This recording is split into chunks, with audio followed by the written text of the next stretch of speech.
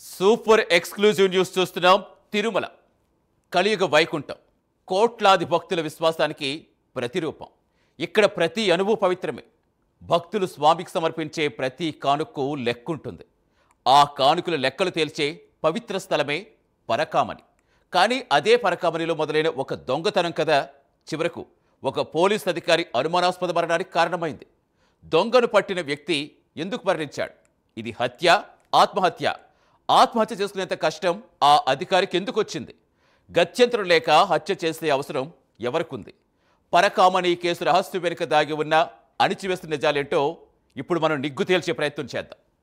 మనం ఇప్పుడు చూడబోయే కథ ఒక వ్యక్తిది కాదు, ఏదైనా చెయ్యగలమనే అహంకారంతో కొట్టుమిట్టాడుతున్న రాజకీయ వ్యవస్థది. అది ఏప్రిల్ 29, 2023. స్థలం తిరుమల శ్రీవారి ఆలయంలో పరకామణి. అక్కడ పనిచేస్తున్న సివి రవికుమార్ అనే ఉద్యోగి భక్తులు సమర్పించిన అమెరికన్ డాలర్స్ దొంగిలిస్తూ రెడ్ హ్యాండెడ్గా పట్టుబడ్డాడు. ఈ దొంగతనం గుర్తించి పట్టుకున్న అధికారి అప్పటి assistant vigilance and security officer Y Satish Kumar. Satish Kumar తన విధి తాను నిర్వర్తించారు.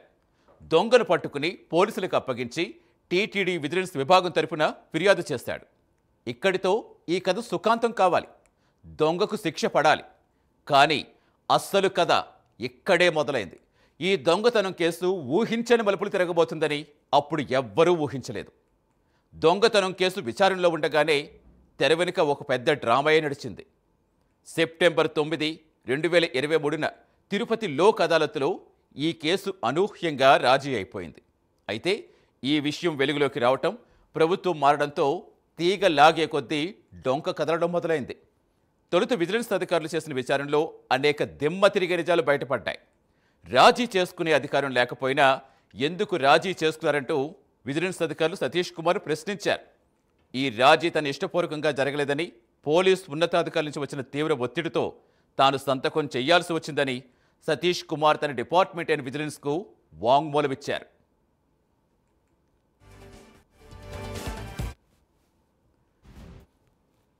ఒక అధికారిపై ఒత్తిడి తెచ్చి ఒక క్రిమినల్ కేసు నీరు కార్చాల్సిన అవసరం పోలీసులకు ఎందుకు వచ్చింది?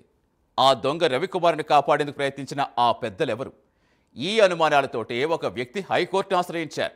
హైకోర్టు ఈ రాజీని తీవ్రంగా తప్పుపట్టింది. దాన్ని రద్దు చేసి సమగ్ర విచారణకు సిట్ను ఆదేశించింది. లోక్ అదాలత్ అనేది రాజీ చేసుకోదగ్గ కేసుల కోసమే.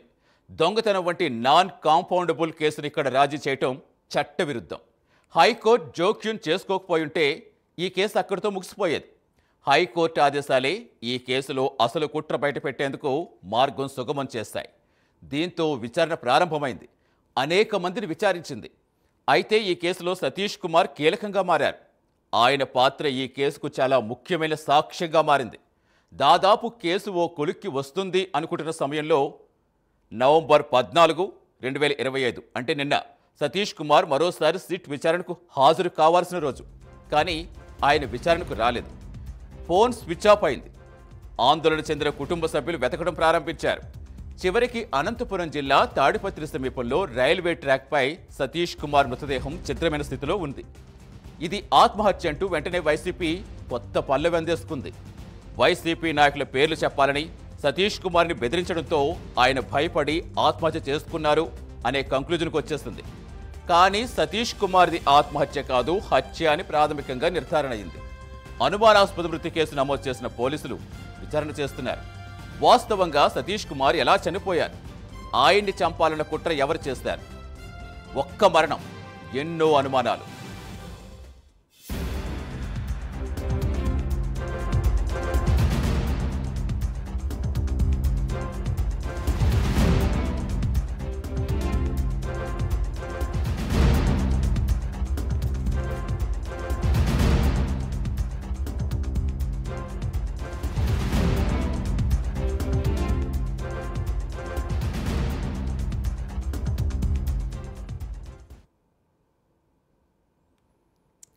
పరకామణి చోరీ కేసు రాష్ట్ర వ్యాప్తంగా ఎంత హాట్ టాపిక్ అయిందో అందరికీ తెలిసిందే. తిరుమల శ్రీవారికి ఎంతో భక్తిపూర్వకంగా సమర్పించిన కానుకలు దొంగిలిస్తుంటే ఏం చేస్తున్నారంటూ ప్రపంచవ్యాప్తంగా ఉన్న హిందువులంతా తమ మనోభావాలు దెబ్బతిన్నాయంటూ ఒక స్థాయిలో ఉద్రిక్తత ఏర్పడిన విషయం మనకి తెలిసిందే. కానీ ఇది మరీ చావుల వరకు వెళుతుందని ఎవరు ఊహించలేదు. ఒక్క మరణం ఎన్నో అనుమానాలు కలిగిస్తోంది.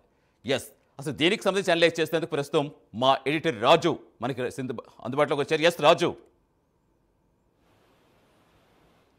ఎస్, గతంలో ఒక పరిటాల రవి, వైఎస్ వివేక ఇలాంటి కీలక వ్యక్తుల హత్య కేసులు ఎంత సంచలనంగా మారాయో ఇప్పుడు నిజంగా సతీష్ కుమార్ది కూడా ఆ స్థాయికి వెళ్ళిపోతుందా అనే అనుమానాలు కలుగుతున్నాయి. చాలా అనుమానాలు ఇందులో వ్యక్తమవుతున్నాయి. అసలు ఈ అనుమానాలు మనం ఒక్కొక్కటిగా అనలైజ్ చేసుకుంటే, సిట్టు విచారణకు హాజరయ్యేందుకు వెళ్ళిన సతీష్ కుమార్ అసలు రైల్వే ట్రాక్ వద్దకు ఎందుకు వెళ్ళారంటారు, ఎలా వెళ్ళారంటారు? ఇప్పుడు ఇదే పెద్ద సమస్యగా మారింది సతీష్. ఎందుకంటే అసలు సతీష్ కుమార్ అనేటువంటి వ్యక్తి జీఆర్పీలో ప్రస్తుతానికి ఆర్ఐగా అంటే రిజర్వ్డ్ ఇన్స్పెక్టర్గా ఆయన పనిచేస్తున్నటువంటి సందర్భంలో ఆయన మృతదేహం తాడిపత్రి దగ్గర ఉన్నటువంటి రైల్వే ట్రాక్కి కాస్త దూరంలో పడి కనిపించినటువంటి పరిస్థితి. అయితే అక్కడికి ఆయన ఎందుకు వెళ్ళాడు అంటే, అక్కడికి వెళ్ళడానికి గల కారణాలు ఏంటనే తెలియదు. ఎందుకంటే ఆయన ఉన్నటువంటి ప్రాంతం కాదు అది, ఆయన నివసిస్తున్నటువంటి ప్రాంతం కూడా కాదు అది. సో ఆయన గుత్తకల్లో ఉన్నారు. మరి తాడిపత్రి దగ్గర ఈ మృతి జరిగింది. మరి ఈ నేపథ్యంలోనే అక్కడికి ఎందుకు వెళ్ళాడు అనే దాని మీద తీవ్ర స్థాయిలో అనేక రకాలైనటువంటి అనుమానాలు వ్యక్తమవుతూ ఉన్నటువంటి పరిస్థితి. అంటే ఇక్కడ అనేక రకాలైన కోణాలు, అంటే అక్కడ చూడగానే చాలామంది అక్కడ ఉన్నటువంటి కొంతమంది, అలాగే వైఎస్ఆర్ కాంగ్రెస్ పార్టీ ఎస్పెషల్లీ వాళ్ళు వెంటనే బయటకు వచ్చేసి ఇది ఆత్మహత్య చేసుకున్నాడు, ఆయన రైలు కింద పడిపోయినటువంటి స్థితిలో అక్కడ ఉంది కాబట్టి సో ఆత్మహత్య చేసుకున్నాడు, ఈ ఆత్మహత్యకు కారణం చంద్రబాబు నాయుడు వహించాలి, సిట్టు విచారణ పేరుతోటి ఆయన్ని ఎక్కువగా వేధించింది, ఆ వేధింపులను తట్టుకోలేక ఆయన రైలు కింద పడి ఆత్మహత్య చేసుకున్నాడు అని చెప్పేసి ఫోరెన్సిక్ నిపుణులకు మించి తరహాలో వీళ్ళు బయటకు వచ్చేసి చెప్పేసినటువంటి పరిస్థితి. సో ఇప్పుడు ఇది పెద్ద కీలకంగా మారింది. అసలు ఎందుకని ఆయన ఎస్పెషల్లీ ఈ రైల్వే ట్రాక్ దగ్గరికి ఎలా వచ్చాడు అంటే, ఆయన పడ్డానికి అంత దూరం రావాల్సినటువంటి అవసరం లేదు. ఆయన ఎక్కడైనా సరే ఆత్మహత్య చేసుకోవాలనుకుంటే ఏదో ఒక రూపంలో చేసుకునేదానికి అవకాశాలు ఉన్నాయి. కానీ అంత దూరం వచ్చి అక్కడికి వచ్చి ఎలా చేసుకున్నాడు? సరే, ఒకవేళ ఆయన అంత దూరం వచ్చి అక్కడ ఆత్మహత్య చేసుకోవాలనుకుంటే ఏ వాహనంలో వచ్చాడు? సో ఇవన్నీ కూడా విచారణ. అంటే ఇక్కడ ఏంటి అంటే, ఎవరో కొట్టి రైల్లో నుంచి తోసేశారేమో అనేటటువంటి అనుమానాలు కంప్లీట్గా వ్యక్తమవుతున్నాయి. దీని మీద ప్రస్తుతానికైతే భారీ ఎత్తున విచారణ అయితే జరుగుతోంది సతీష్. రైట్, ఖచ్చితంగా రాజు. ఎస్, ఎందుకంటే ఈ కేసు స్టార్టింగ్ ఎప్పుడైతే వెలుగుతుందో అప్పటి నుంచి మీరు కూడా ఈ కేసు సంబంధించి అనలైజ్ చేసుకుంటూ వచ్చారు. అప్పుడే ప్రతిదీ కూడా స్టెప్ బై స్టెప్గా మీరు చెప్పుకుంటూ వచ్చారు. అసలు అప్పటికిప్పటికి చూసుకుంటే నిజంగా ఆయన మరణంతో అత్యధికంగా లాభపడింది ఎవరు అంటే ఏం చెప్తారు? దొంగతనం కేసులు నిందితుల, లేక ఆస్తుల బేరుల పెద్ద మనుషుల? ఖచ్చితంగా దీన్ని భారీ ఎత్తున మనం అనాలిసిస్ చేయాలి. ఎందుకంటే అసలు ఇతను చనిపోవడం అనేది ఎందుకు ఇక్కడ మిస్టరీ. సరే, అది ఆత్మహత్య అనేది పక్కన పెడితే, హత్య జరిగితే ఎవరికి లాభం, ఆత్మహత్య అనేది దానికి ఉన్నటువంటి స్కోప్ ఏంటనేది మనం కానీ చూస్తే, ఆత్మహత్య చేసుకోవాల్సినటువంటి అవసరం ఆయనకి లేదు. కారణం ఏంటి అంటే, ఆయన ఒక అధికారి, మంచి కుటుంబం ఉంది, తప్పు చేయలేదని చెప్పేసి ఆయన ఆల్రెడీ 2 సార్లు విచారణకు హాజరైన సందర్భంలో చెప్పాడు. అంతేకాకుండా కొన్ని సాక్ష్యాలు ఇచ్చాడు. సో దీని వెనక పెద్దలు కుట్ర దాగి ఉంది, వాళ్ళ ఒత్తిళ్లతోటి నేను రాజీ చేసుకోవాల్సి వచ్చింది ఈ కేసుకు సంబంధించి అని ఆయన చెప్పడం జరిగింది. సో ఇక్కడ ఏంటి అంటే, ఎవరు లాభపడ్డారు అనేది మనం ఇక్కడ చూస్తే, అసలు తిరుమల తిరుపతి దేవస్థానానికి సంబంధించినటువంటి హుండీలో ఒక దొంగ రెడ్ హ్యాండెడ్గా పట్టుబడ్డ అతన్ని తీసుకెళ్ళి రాజీ చేసుకొని ఆయన ఆస్తుల్ని లాక్కున్నటువంటి పరిస్థితి. దాంట్లో కొంత తిరుమల వెంకటేశ్వరంకి టీటీడీకి రాయించారు, మరికొంత వాళ్ళు తీసుకున్నారు అనేది ఇక్కడ అభియోగం.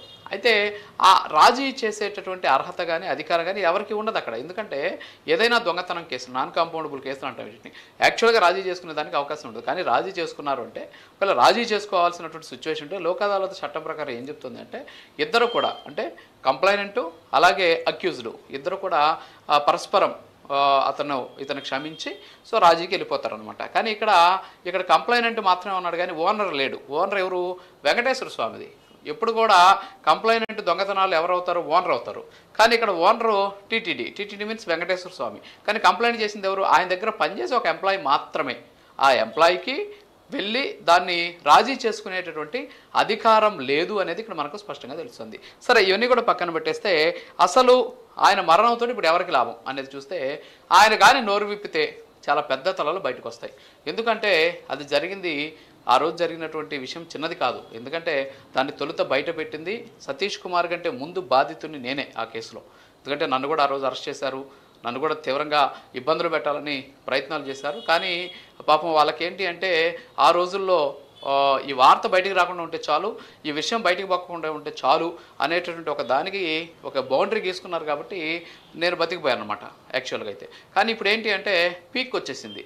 సో సతీష్ కుమార్ వెళ్ళి కానీ అక్కడ కానీ వాంగ్మూలం ఇచ్చి ఆయన దగ్గర ఉన్న సాక్ష్యాలు కానీ చెబితే ఆయన కేసులో కీలకంగా మారడంతో పాటు ఎస్పెషల్లీ ఈ కేసుకి అప్రూవర్ అయ్యే అవకాశాలు ఉన్నాయి. ఎప్పుడైతే ఆయన అప్రూవర్ అవుతాడో ఆయన ఒక్కడి సాక్ష్యమే, ఆయన ఒక్కడి వాంగ్మూలమే ఇక్కడ ఈ కేసుకి ప్రధానమైనటువంటి కీలకమైనటువంటి అంశం, కేసుని ట్విస్ట్ చేసేటటువంటి పరిస్థితి. మరి ఆ సందర్భంలోనే అదే అతను లేకపోతే, అతను వచ్చి సాక్ష్యం చెప్పకపోతే, అసలు అతను భౌతికంగా లేకపోతే ఎవరికి లాభం?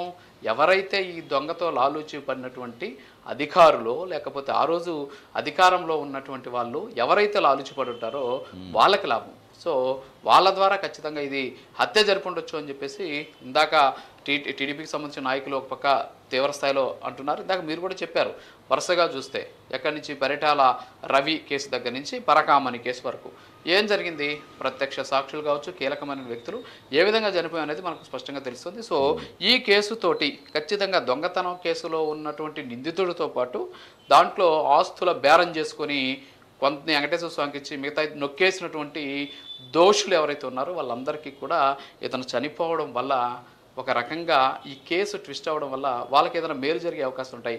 ఆ కోణంలోనే ఈ మరణం సంభవించి ఉండొచ్చు అనేది కూడా స్పష్టంగా తెలుస్తుంది. ఎందుకంటే ఆ కేసుకు సంబంధించి ఆ కేసు వెలుగు చూసిన మొదటి రోజు నుంచి మీకు పూర్తి అబ్జర్వేషన్ ఉంది కాబట్టి రవికుమార్ చాలా చోట్ల ఆస్తులు కొనడం చెప్తున్నారు. కొంత మొన్న రీసెంట్గా ఏదైతే లోక్ అదాలత్లో అయిందో తర్వాత టీటీడీకి కొన్ని ఆస్తులు రాశారని చెప్తున్నారు. కానీ చాలా చోట్ల అపార్ట్మెంట్స్ ఉన్నాయని చెప్తున్నారు. అసలు ఇన్ని ఆస్తులు ఎలా వచ్చాయి, ఆయన ఆస్తులు ఎవరెవరి పేర్ల మీద బదిలీ అయ్యాయి, ఆ లావాదేవీలకు సంబంధించి ఏమైనా విచారణ జరిగిందనుకోవచ్చా, జరుగుతుందనుకోవచ్చా? ఖచ్చితంగా ఇక్కడ ఏంటంటే ఫస్ట్ ఆఫ్ ఆల్ ఈ కేసుకి మూలం ఎవరంటే రవికుమార్. ఈ రవికుమార్ అనేటువంటి వ్యక్తి పరకామణికి సంబంధించి పెద్ద జియంగారు మఠం అని ఒకటి ఉంటుంది. ఆ పెద్ద జియంగారు మఠంలో ఇతను ఒక పర్యవేక్షకుడు, అంటే సూపర్నెంట్. అక్కడ ఒక 7-8 మంది ఉంటారనమాట పర్యవేక్షకులు. వీళ్ళకి ఏంటంటే పెద్ద జియంగారు తరఫున టీటీడీకి సంబంధించినటువంటి అనేక వ్యవహారాల్లో పర్యవేక్షకులుగా ఉంటారు. ఫర్ ఎగ్జాంపుల్ ప్రసాదాలు తయారీ. సో ప్రసాదాలు తయారు చేసేటటువంటి ప్రాంతంలో సరిగా చేస్తున్నారా లేదా అనేది పెద్ద జియంగారు మఠం తరపు నుంచి ఒకరుంటారు. అలాగే కైంకర్యాలు జరుగుతుంటాయి స్వామివారికి, కైంకర్యాలు సక్రమంగా జరుగుతున్నాయా లేదా అనే చోట ఒకరుంటారు. అలాగే స్వామివారి హుండీ లెక్కింపు జరుగుతూ ఉంటుంది, ఆ హుండీ లెక్కింపు జరిగేటువంటి చోట ఒకరుంటారు. ఆ ఒకడే ఇక్కడ రవికుమార్. ఇతను 20 ఏళ్ళుగా అక్కడే పనిచేస్తున్నాడు. వాస్తవంగా ఏంటంటే షఫిల్ చేస్తారు వీళ్ళకి డ్యూటీస్. ఇక్కడ ఒక నెల చేస్తే అక్కడ ఇంకొక నెల, అలాగా డిపార్ట్మెంట్స్ మారుస్తూ ఉంటారు. కానీ రవికుమార్ని మాత్రమే అక్కడ పెట్టడం అనేది ఇక్కడ ప్రధానమైనటువంటి చర్చ. దీంతో అతను ఏం చేశాడు అంటే ఆ రోజు మార్కెట్లో విలువ ఎక్కువ ఉన్నటువంటి డాలర్లను మాత్రం ఆయన తీసుకుంటాడు.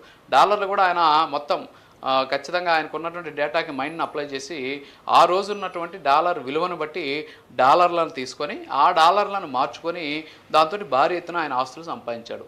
సంపాదించినటువంటి ఆస్తులని ఆయన కుటుంబ సభ్యుల పేరు మీద, ఆయన అల్లుడు, తర్వాత ఇతర కుటుంబ సభ్యులు, బినామీలు, వాళ్ళ పేర్లందరి మీద కూడా రాసేసినటువంటి పరిస్థితి. ఫర్ ఎగ్జాంపుల్ తిరుపతిలో చూసుకుంటాం, పశుపర్తి పనోరమ అనేటటువంటి ఒక అపార్ట్మెంట్ ఉంది. మొత్తం అపార్ట్మెంట్ అంతా కూడా ఆయనదే.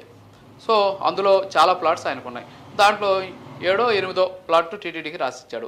అలాగా ఒక 4-5 స్థలాలు దాదాపు మనకున్న సమాచారం ప్రకారం 14 కోట్ల వరకు కూడా ఆస్తులు రాయించాడని చెప్పి తెలుస్తుంది.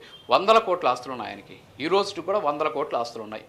కొన్ని బినామీల చేతిలో ఉన్నాయి. ఆ బినామీల చేతిలో ఉన్నటువంటి భూముల్ని వీళ్ళు బినామీలకి మార్చుకున్నారు ఈ కేసులో ఉన్నటువంటి దొంగలు అనేది ఇప్పటికే విచారణ స్టార్ట్ అయింది.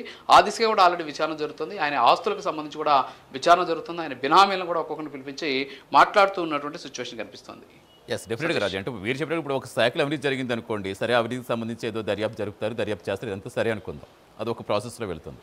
బట్ ఇక్కడేంటంటే ఇది ఒక మతానికి సంబంధించింది, హిందువుల మనోభావాలకు సంబంధించింది. వాళ్ళు నిలువు దోపిడీ చేసుకుంటూ ఉంటారు. ఎంతో వాళ్ళు కష్టం వస్తే వాళ్ళు మొక్కుకుని స్వామికి చాలా భక్తిపూర్వకంగా ఇస్తూ ఉంటారు ఈ కానుకలు. ఇలాంటి కానుకలు దొంగిలించేస్తున్నారు అనే వార్త బయటకు వచ్చిందంటే ఆటోమేటిక్గా అక్కడ ఎంత ఎఫెక్ట్ ఉంటుందో మనకు ప్రత్యేకంగా చెప్పక్కర్లేదు. మరి ఎంత భారీ ఎత్తున మీరే చెప్తున్నప్పుడు 800 కోట్ల ఆస్తులు సంపాదించుంటాడు, దాని మీద విచారణ సాగుతుందని చెప్తున్నారు. సో అటువంటిప్పుడు ఇంత కీలకమైన కేసులో చాలా కీలక వ్యక్తి అయిన సతీష్ కుమార్ రక్షణ కల్పించడంలో అసలు టీటీడీ విజిలెన్స్ విభాగం, రాష్ట్ర ప్రభుత్వం ఎందుకు అంత నిర్లక్ష్యం చూపించాయి? ఇప్పుడు వీళ్ళు విఫలంగా చెప్పుకోవాలి మనం ఇది. ఎస్ ఖచ్చితంగా దీనికి కూడా ఒక యాక్ట్ ఉంది సతీష్. ఏంటంటే ఎవరైనా సరే ఒక కేసుకు సంబంధించినటువంటి అప్రూవర్గా మారినా లేకపోతే ఆ కేసులో కీలకంగా ఉన్నటువంటి సాక్షి అయినా సరే వీళ్ళకి BNS act I think 398 some ఏదో ఒక సెక్షన్ ఉంది. ఆ సెక్షన్ కింద వాళ్ళకి రక్షణ కల్పించాల్సిన అవసరం ఉంది. ఇటీవల సుప్రీంకోర్టులో ఒక కేసు కూడా దీని మీద నడిచింది. ఆ కేసు ఆధారంగా కానీ చూసుకున్నట్లయితే ఎవరైతే ఇలాంటి కేసుల్లో ఎస్పెషల్లీ సాక్షులుగా లేకపోతే కీలకమైనటువంటి వ్యక్తులుగా ఉంటారో వాళ్ళకి రక్షణ కల్పించాల్సినటువంటి బాధ్యత అధికారులకి పోలీసులకు ఉంది. అయితే ఇక్కడ ఏమైందంటే మొత్తం కూడా ఒక రకంగా చెప్పాలి అంటే రవికుమార్ నోరు విప్పితే వీళ్ళు ఎవరైతే వెనకున్నటువంటి దొంగల భాగోతం బయటపడుతుంది. కాబట్టి రవికుమార్ నోరు విప్పకుండా జాగ్రత్తలు తీసుకుంటారేమో అనుమానం, ఆయన ఏమైనా చేస్తారేమో అని చెప్పేసి అందరి దృష్టి అటు వెళ్ళిందనమాట. సో రవికుమార్కి ప్రొటెక్షన్ కల్పించాలి, రవికుమార్ని జాగ్రత్తగా చూసుకోవాలని చెప్పేసి అందరూ కూడా భావించారు. కానీ వాస్తవంగా ఈ కేసులో కీలకమైనటువంటి వ్యక్తి సతీష్ కుమార్ అనే విషయాన్ని దాదాపుగా నాకు తెలిసి అందరూ కూడా మర్చిపోయారు. కానీ కేసు విచారిస్తున్నారు. సో ఆయన కూడా అక్యూజ్డ్ అయినటువంటి పరిస్థితి. అంటే ఈ కేసుకు సంబంధించి విచారణలో అక్యూజ్డ్, ఆయన ఎక్కడ కూడా ఎఫ్ఐఆర్ రాయలేదు సతీష్ కుమార్ మీద. బట్ ఈ కేసుకు సంబంధించి ఆయన కూడా అక్యూజ్డ్ మీన్స్ నిందితుడు, ఆయన మీద నింద మోపబడింది. సో కాబట్టి ఆయన నిందితుడిగా పరిగణిస్తున్నారనేసి అనుకున్నారే తప్ప ఇతనిచ్చేటటువంటి వాంగ్మూలం, ఇతనిచ్చేటువంటి సమాచారమే ప్రధానమైంది అనేటటువంటి విషయాన్ని కూడా దర్యాప్తు సంస్థలు మర్చిపోయాయేమో అనిపిస్తుంది. ఎందుకంటే లేకపోతే సతీష్ కుమార్కి ఖచ్చితంగా వాళ్ళు భద్రత చేకూర్చుండేవాళ్ళు, భద్రత సమకూర్చుండేవాళ్ళు. ఎందుకంటే ఆయన ఇచ్చేటువంటి వాంగ్మూలం ఇంపార్టెంట్ కాబట్టి. ఇంకోటి ఏంటంటే ఈ కేసులో ఉన్నటువంటి డెన్సిటీ కూడా ఇప్పటివరకు గుర్తించలేకపోవడం అనేది చాలా దౌర్భాగ్యకరమైనటువంటి విషయం. దాంట్లో ఉన్నటువంటి ఆ తీవ్రతని ఇంకా కూడా గుర్తించలేకపోతున్నారు. ఎంత తీవ్రత ఉంటే ఈరోజు ఒక మనిషిని చంపేస్తారు, ఎంత తీవ్రత ఉంటే దాన్ని బయటపెట్టినటువంటి నాలాంటి జర్నలిస్ట్ని తీసుకెళ్ళి లైవ్లో ఉంటే అరెస్ట్ చేసి హరాస్ చేస్తారు. సో ఇవన్నీ కూడా ఆ డెన్సిటీని గుర్తిస్తే ఖచ్చితంగా దీని మీద చర్యలు తీసుకునేటువంటి ఛాన్సెస్ ఉంటాయి. ఖచ్చితంగా అతనికి రక్షణ కల్పించుంటే బాగుండేది. ఇప్పుడు అయినా మించిపోయింది లేదు, ఆ రవికుమార్ కూడా రక్షణ కల్పించాలి. ఎందుకంటే రవికుమార్ చెప్పేటటువంటి కొన్ని వాంగ్మూలం కూడా ఇక్కడ ప్రధానంగా మారేటటువంటి ఛాన్సెస్ కనిపిస్తున్నాయి. సతీష్, ఎస్ డెఫినెట్గా ఎస్ మీరు చెప్పినట్టుగా ఇప్పుడు ఆ రోజున అంత ధైర్యంగా వెళ్ళి కంప్లైంట్ ఇచ్చిన వ్యక్తి ఆ తర్వాత రాజీకి వచ్చి లోక్ అదాలత్ రాజీకి తీసుకునే స్థాయికి వచ్చేసారంటే వెనకాల ఎంత పెద్ద తలకాయలు ఉండాలి. చిన్నపిల్లడినా తెలిసే విధంగానే కనిపిస్తుంది కదా అది. సో అటువంటిప్పుడు ఆయన ద్వారా చాలా విషయాలు బయటకు వస్తాయి. ఖచ్చితంగా ఆయన చాలా కీ రోల్ పోషించబోతున్నారు ఈ కేసులో అని తెలిసిన తర్వాత వాట్ ఎవర్ మేబీ మీరు అనలైజ్ చేసినట్టుగా మరి ఏం జరిగిందని మనం చూసుకున్నా అసలు రైలు కింద పడితే యాక్చువల్గా మనం అనలైజ్ చేసుకుంటే నుజ్జు అయిపోవాలి, లేదా శరీరం మీద రక్తగాయాలు మాత్రం ఎందుకు అవుతాయి, అలాగే ట్రైన్లో చంపేసి బయటకు తోస్తారంటే అసలు ఏం జరిగి ఉండొచ్చు?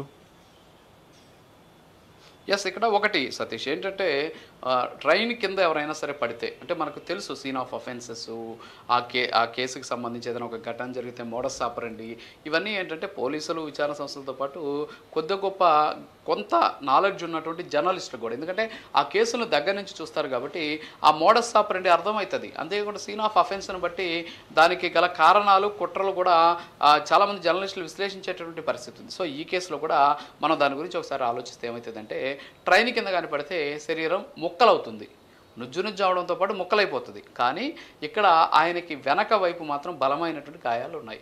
తర్వాత వచ్చేసి ఎముకలు చాలా తక్కువ పరిణామాలు ఇరుగున్నాయి. సో ఇవన్నీ కూడా ఫోరెన్సిక్ రిపోర్టు తర్వాత వాళ్ళు పోస్ట్ మార్టం రిపోర్ట్లో ఉన్నాయని చెప్పేసి చెబుతూ ఉన్నారు. అది ఎంతవరకు కరెక్ట్ అనేది ఇంకా మనకు తెలియదు, అది అధికారికంగా బయటికి రావాల్సి ఉంది. కానీ అక్కడ సీన్ ఆఫ్ అఫెన్స్లో ఆ డెడ్ బాడీని చూస్తే ఎలా ఉంది అంటే ఎవరో చంపేసి అతన్ని కిందకి తోసేశారేమో అనేటటువంటి ఒక రకమైనటువంటి ఆందోళన వ్యక్తమవుతూ ఉన్నటువంటి పరిస్థితి. అయితే ఇక్కడ మనకు తెలుసుకోవాల్సినటువంటి అంశం ఏంటంటే చనిపోయేటటువంటి వ్యక్తి కింద, ఆయన తల కింద ఒక రాయి ఉంది. ఎవరైనా సరే డెడ్ బాడీ ఒకవేళ ట్రైన్ కూడా గుద్దింది అనుకుందాం, ట్రైన్ గుద్దితే వచ్చాడు వెనకబడితే ఒక రాయి ఉంది, రాయి మీద తలబడితే ఏమవుతుంది, రాయి ఎగిరవతల పడుతుంది. అది రాయి చిన్న రాయి, అది పెంకులాగుంది, మరి అది అలాగే అతుక్కొని ఉందన్నమాట. ఆ తలకి పడితే అలాగే అతుక్కున్నట్టు, ఏదో స్టిక్కర్ వేసి అతికిచ్చినట్టు. సో ఇవన్నీ చాలా ఉన్నాయి. కొట్టే అతను చనిపోయినప్పుడు నేపథ్యంలో చేయి ముడుచుకొని పోయి ఉండడం. సో ఇవన్నీ కూడా చూస్తూ ఉంటే ఇది ఖచ్చితంగా దీని వెనక కుట్ర ఉంది, ఇది హత్యనేమో అనేటటువంటి అనుమానాలు అయితే బలంగా కలుగుతున్నాయి. ఎవరో కావాలనే ట్రైన్లో నుంచి తోసేశారనేటువంటి అనుమానాలు కూడా వ్యక్తమవుతున్నాయి. సతీష్, అంటే ఆల్రెడీ రిపోర్ట్స్ కూడా వచ్చినట్టున్నాయి కదా రాజు. అంటే రిపోర్ట్స్లో ఏమొచ్చిందో ఫోరెన్సిక్ రిపోర్ట్లో పోస్ట్ మార్టంలో తల మీద గట్టిగా దెబ్బ తేలడంతో వచ్చింది, ఎవరో కొట్టినట్టుగానే అనిపించింది అని కూడా చాలా రకాల వార్తలు వస్తున్నాయి. ఇప్పుడు అందులో వాస్తవం లేదా, లేకపోతే దానికి సంబంధించి అసలు మినిట్ టు మినిట్ మొత్తం వాళ్ళు కంటిన్యూగా విచారణ చేసే ప్రాసెస్లో లేట్ అవుతుందా? అయితే దానికి సంబంధించి ఏంటంటే ఇక్కడ ఆయనకు సంబంధించినటువంటి డెడ్ బాడీకి పోస్ట్ మార్టం అయింది, అది మొత్తం కూడా రికార్డ్ చేశారనమాట ఆ పోస్ట్ మార్టంని. అయితే ఆ పోస్ట్ మార్టంకి సంబంధించిన నివేదిక రావాల్సి ఉంది. ఫోరెన్సిక్ పద్ధతిలో కూడా దాన్ని అనలైజ్ చేస్తున్నారు. ఎందుకంటే ఈ ట్రైన్ యాక్సిడెంట్లో ఎస్పెషల్లీ దాన్ని హత్య ఆత్మహత్య తెలుసుకోవడం అనేది కొంచెం కష్టమైనటువంటి అంశం, ఎందుకంటే అది ఆధారాలు చాలా తక్కువ ఉంటాయి ఆ కేసుకు సంబంధించి. సో కాబట్టి దీనికి ఫోరెన్సిక్ పద్ధతిలోనే విచారణ జరపాలి. ఆ విధంగా ప్రస్తుతానికి విచారణ జరుపుతున్నారు. అయితే పోస్ట్ మార్టం నివేదికగానే బయటకు వస్తే వాస్తవాలు వెలుగు చూస్తే ఇప్పటివరకు ప్రాథమికంగా అయితే మాత్రం ఇది హత్యగానే నిర్ధారించినటువంటి సిచ్యువేషన్ సతీష్. రైట్. అంటే సిట్టి విచారణ చాలా ధైర్యంగా వెళ్ళిన వ్యక్తి కొన్ని గంటలు సగం మారిపోయాడు అంటే చాలా ధైర్యంగా ఇప్పుడు ఇలాంటి ఏమన్నా ఒకవేళ బెదిరింపు కాల్స్ వచ్చినా ఏవచ్చినా ముందు జాగ్రత్త పడేవాడు అంటారా, లేదా అంత ధైర్యంగా వెళ్ళాడు కాబట్టి అసలు కొన్ని గంటల్లోనే సవంగా మారిపోయాడు అంటే కనుక ఈ టైంలో ఏం జరిగి ఉండొచ్చు? ఇక్కడ ఒకటి వాస్తవంగా సిట్టు విచారణ నిన్న ఉన్నది. సిట్టు విచారణకి ఆయన బయలుదేరాడు, ఇంట్లో కూడా సిట్టు విచారణకి వెళ్తున్నా అని చెప్పి బయలుదేరాడు, తిరుపతికి బయలుదేరాడు. చిన్న ఎగ్జాంపుల్, ఇలాంటి కేసులకు సంబంధించి ఎవరైనా చాలా జాగ్రత్తలు తీసుకుంటారు. జనరల్గా ఎలాంటి జాగ్రత్తలు తీసుకుంటారంటే ఆయన సర్కిల్ ఇన్స్పెక్టర్ స్థాయి, అంటే రిజర్వ్ ఇన్స్పెక్టర్ స్థాయి. ఆయన మామూలుగా చిన్న చిన్న పక్క ఊర్లకు వెళ్ళడానికి కూడా ఈ రోజుల్లో కార్లు వాడుతున్న పరిస్థితి. అలాంటిది ఒక పోలీస్ అధికారి ఆయన తిరుపతికి కారులో రావచ్చు, విచారణ కోసం రావాలి. ఆయన ట్రైన్లో వస్తే రైల్వే స్టేషన్ దగ్గర దిగాలి, రైల్వే స్టేషన్ నుంచి ఆటో ఎక్కాలి, విచారణకి వెళ్ళాలి. సో ఇదంతా కూడా చాలా ప్రాసెస్ అయిన పరిస్థితి. సో ఆయన ఏమీ సాధారణమైన వ్యక్తి కాదు, ఒక సర్కిల్ ఇన్స్పెక్టర్ స్థాయి. కారులో రావచ్చు ఆయన, మరి కారులో ఎందుకు రాలేదు, ట్రైన్ ఎందుకు ఎక్కాల్సి వచ్చింది? సరే జేఆర్పీలో పనిచేస్తున్నాడు కాబట్టి ఆయన ట్రైన్ ఎక్కాడు అని కూడా అనుకుందాం. మరి ట్రైన్ ఎక్కినటువంటి వ్యక్తి సూసైడ్ ఎందుకు చేసుకుంటాడు?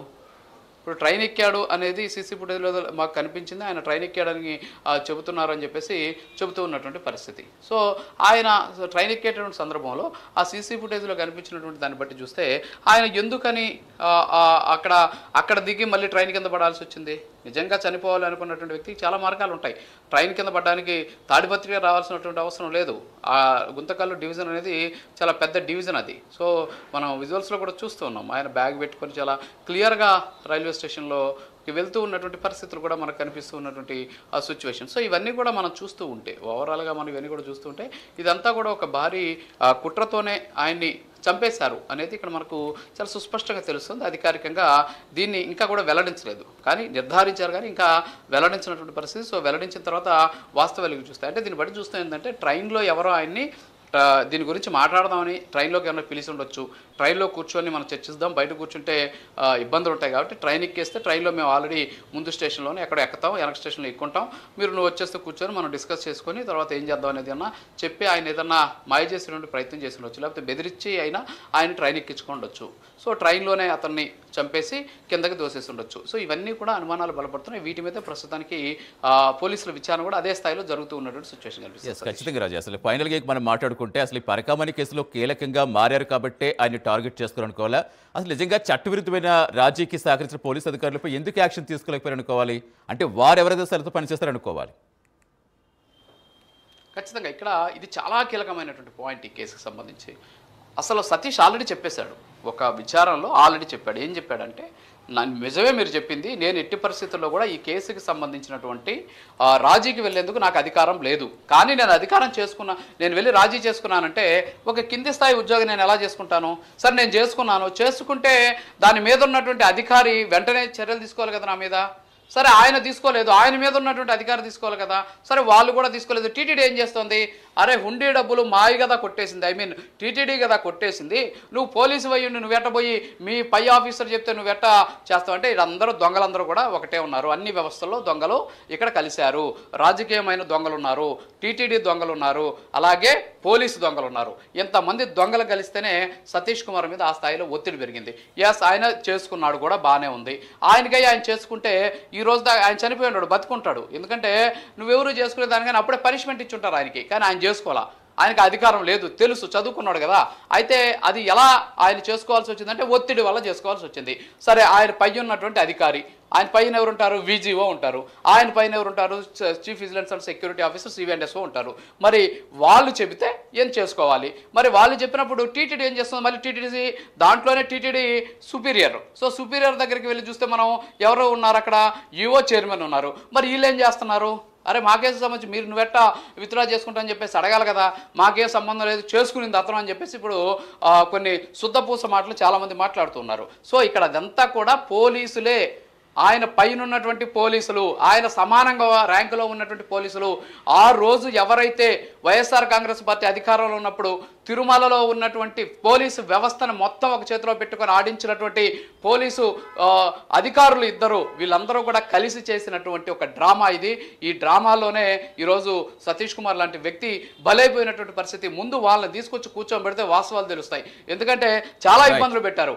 దేవుడు సొమ్ముని కాజేసి వాళ్ళంతా కూడా సర్వనాశనం అయ్యేందుకు అవసరమైనటువంటి ప్రయత్నాలు చేశారు. వాటన్నిటిని కూడా దేవుడు చూస్తూ ఊరుకోడు. సో సతీష్ కుమార్ని చనిపోయినటువంటి కేసు ఏదైతే ఉందో ఇది డైవర్ట్ కాకుండా పరగామణి కేసుతో లింక్ చేయాల్సినటువంటి అవసరం ఎంతైనా ఉంది. డెఫినెట్గా ఎందుకంటే ఒక్క మరణమే కానీ అనుమానాలు వస్తుంటే దీని వెనక తప్పకుండా ఖచ్చితంగా బలమైన హస్తం ఉన్నట్టుగా తెలుస్తోంది. Yes right, thank you Raju, thanks for joining. ఇది ఇవాళ స్పెషల్ స్టోరీ. నమస్తే.